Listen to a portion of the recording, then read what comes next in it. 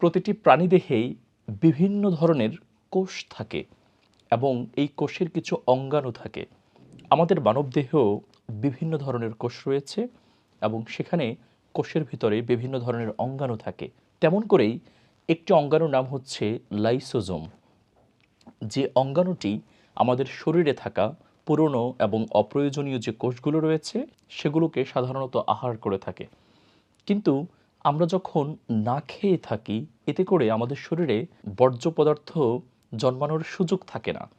তখন আমাদের শরীরে থাকা কোষের ভিতর অবস্থান করা লাইসোজোমটি তার পর্যাপ্ত পরিমাণ খাবার গ্রহণ করতে পারে না। এতে করে এই লাইসোজোম অঙ্গাণুটি একটি সুইসাইডাল স্কোয়াড রূপ ধারণ করে, যেটিকে বলা হয় suicidal squad of the body, বডির আত্মঘাতীপূর্ণ প্রক্রিয়া। এই লাইসোজোম যখন বডিতে সুইসাইডাল স্কোয়াড রূপ ধারণ করে